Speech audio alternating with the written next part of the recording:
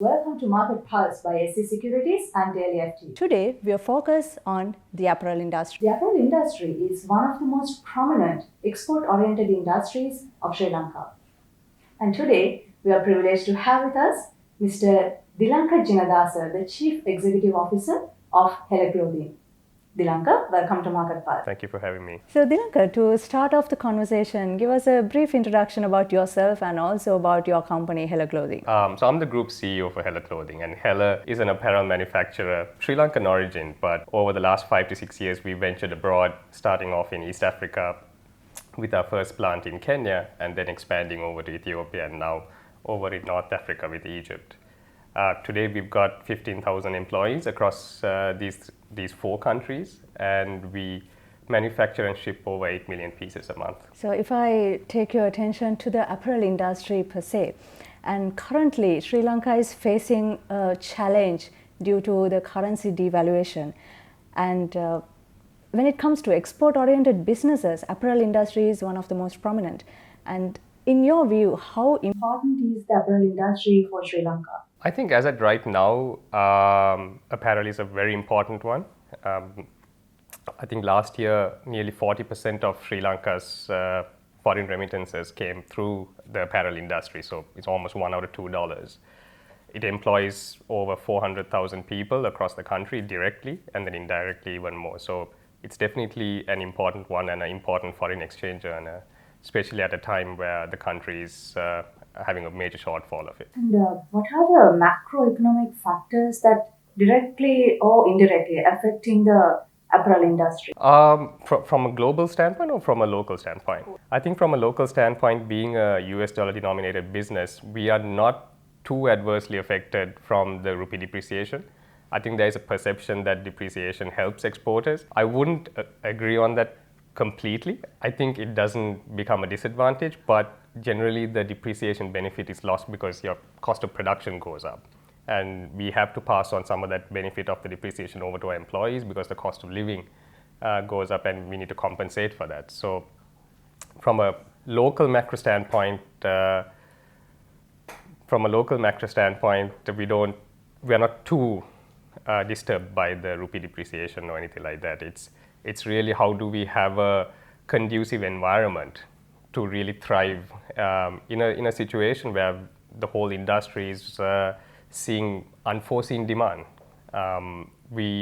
That's from multiple factors, from the stimulus initiatives that was happening in our retail destinations, to the supply chain disruptions that's happening from the Far East in Vietnam, to the most recent ones in Indonesia and Bangladesh. So you are in a very unique situation where you are seeing unprecedented demand, but at the same time, supply chain is severely constrained. So Sri Lanka is at a very unique position where we can capitalize it. So what about the GSP Plus now? GSP Plus is one of the most important topic when it comes to apparel industry.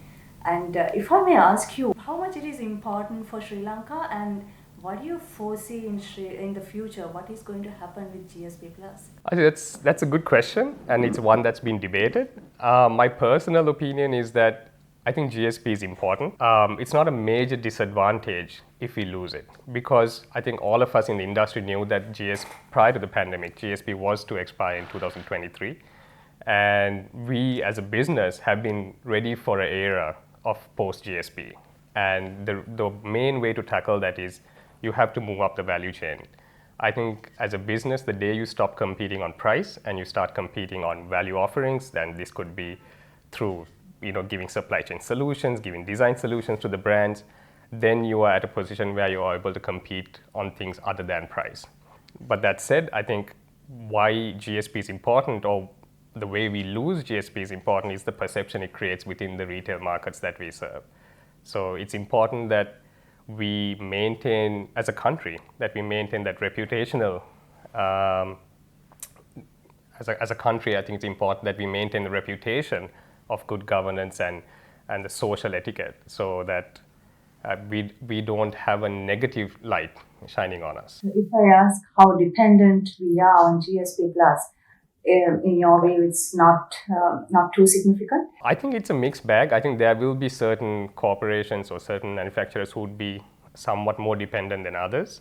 I'm saying personally, we are not entirely driven on a model that requires GSP to exist to be financially feasible. Dilanka, there are various associations like the Apparel Association, and even you have been a member in the past, Yeah. various associations, and also when it comes to government, how these associations and government supports the apparel industry, and in your opinion, is that enough, and what changes you would like to see?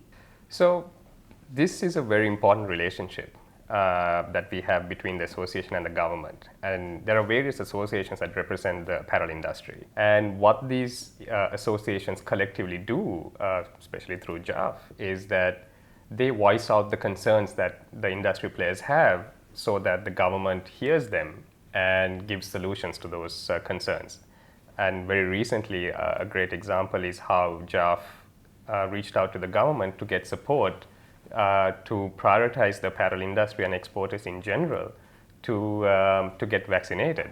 And the government took it very positively, and they did a great, they executed it very well by, I think over the course of 2 to 3 months, they almost vaccinated the full industry, both doses. So what that allowed us to do was to bring back our employees at full scale in a much safer environment, and resume our operations and send out our exports, allowing us to meet our customer commitments. And in your opinion, what needs to be done to take the apparel industry, the apparel manufacturing industry especially, to the next level? There's a couple of things, to be honest. I think as a country we could do a little better in scaling up our supply chain aspect of apparel.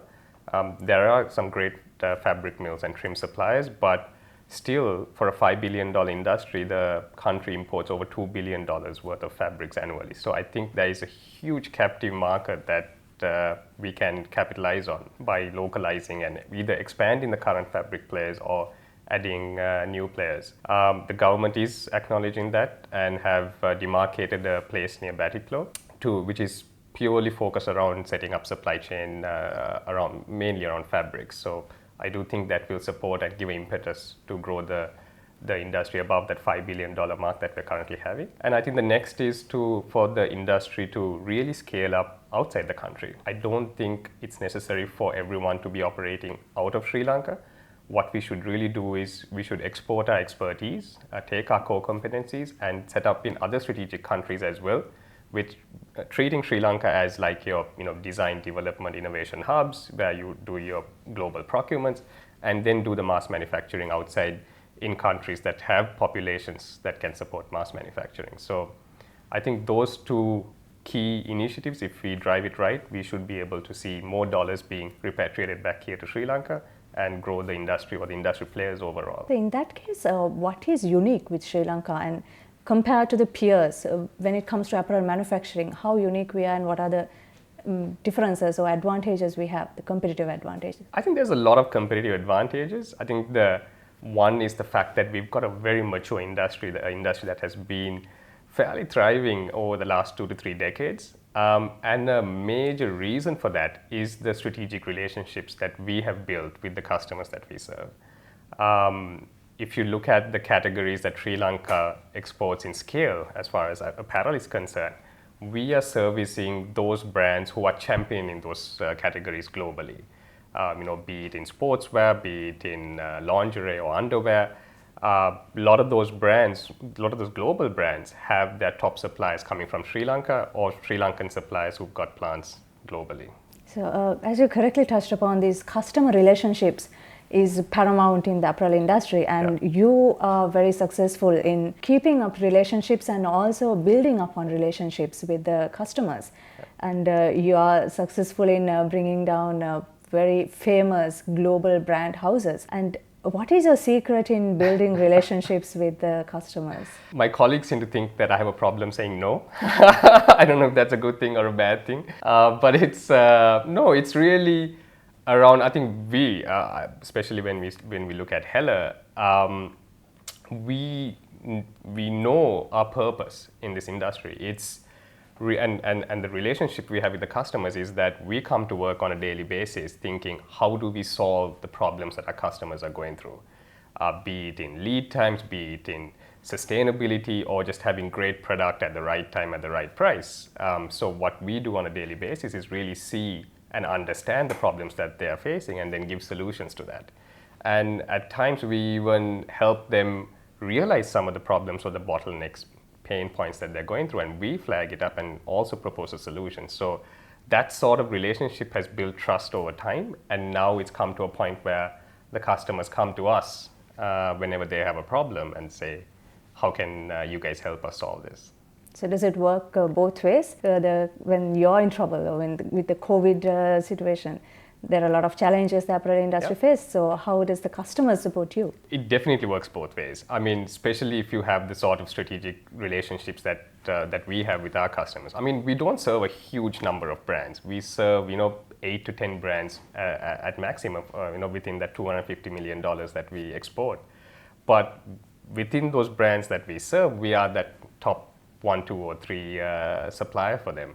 And we saw these relationships come into play, especially during the pandemic. I mean, the early days of the pandemic, March last year, when the whole world went through a global shutdown, our brands naturally closed their stores, their warehouses were full, and asked us to stop manufacturing as well. And our business models are not meant to be shut down. Our operations are not meant to be shut down. So as soon as we felt, we understood the ground situation and we felt that it's safe to start bringing back our workforce into our manufacturing facilities, we reached out to the brands and we came up to an agreement where even though they never needed the inventory, they said, hey, we understand the problem you're in, start production and start shipping to us and we'll work out the specifics later. So that was, I'm completely appreciative for the support that they extended during that difficult time.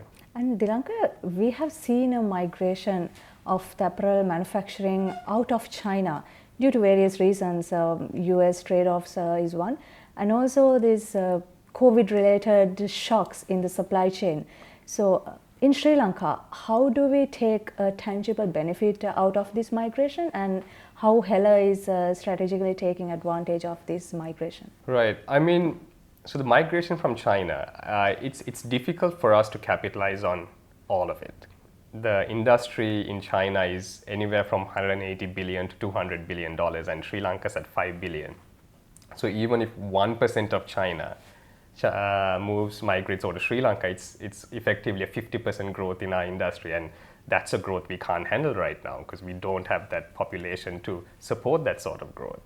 So I think what we definitely can do is there's definitely a component of it that we can absorb, especially when it comes to the high value items, the more technically complex ones.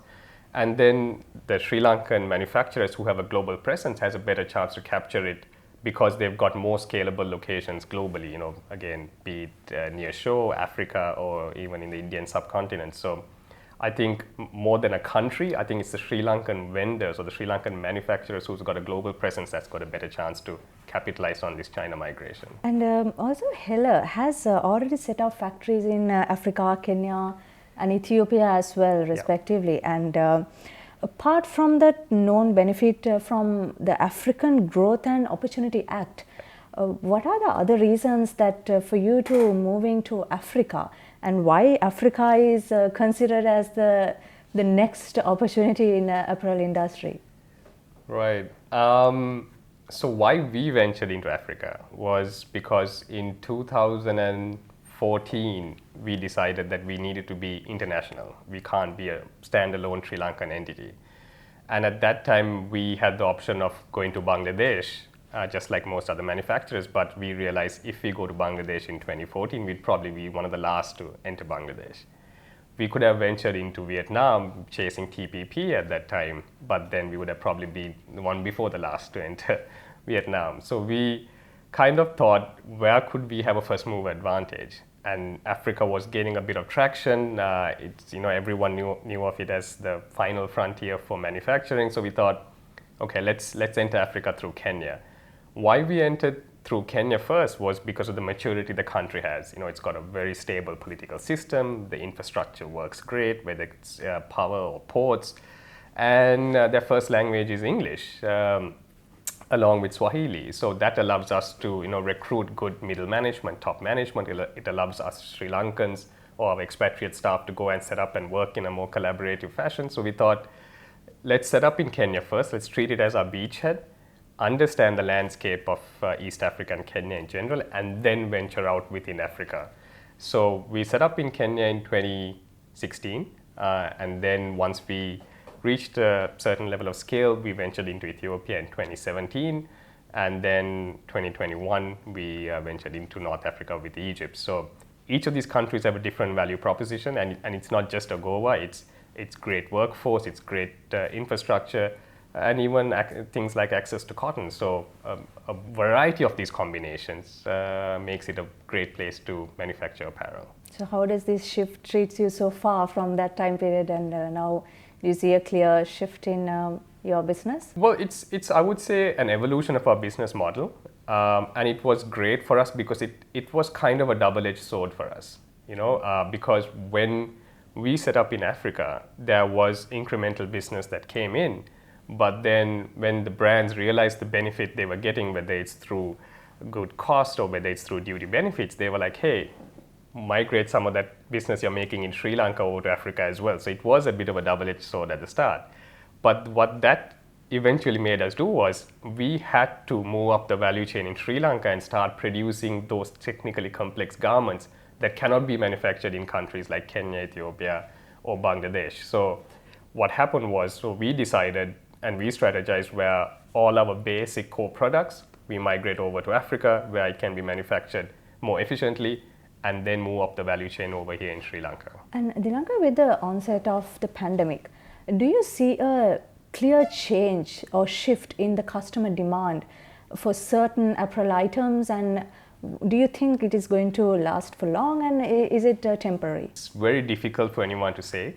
There's definitely been a change in consumer behavior. Much more people are buying online as opposed to brick and mortar stores. But then again, now that the lockdowns are released or lifted in some of our retail markets, we are seeing people move back into brick and mortar stores.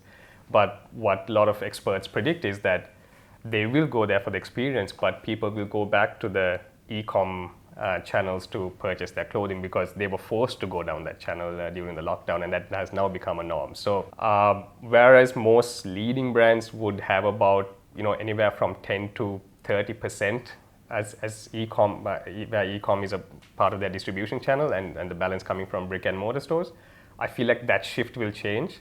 And where earlier what most brands were doing is they had the same supply chain strategy for brick and mortar and for e-com. And now with e-com becoming a significant component of their revenue, we will have to start giving bespoke solutions, supply chain solutions to service e-com, and certain bespoke solutions to service the brick and mortar. And what about the specific apparel items? Like, Right. Is there a shift in that as well? Again, it's very difficult. A lot of people moved into loungewear. There was a huge surge in loungewear because people were working from home. There was lockdown, so there was nowhere they could travel. So I guess wallet share, where people would have previously bought things like suits or jeans, all that dollars was migrated onto this category. And luckily for us, we are a loungewear and underwear manufacturer, so we saw record demand, to be honest. But now with countries opening up, it's inevitable that some of that will trickle back into those other categories that I mentioned. But how much of it will go back to that is yet to be seen.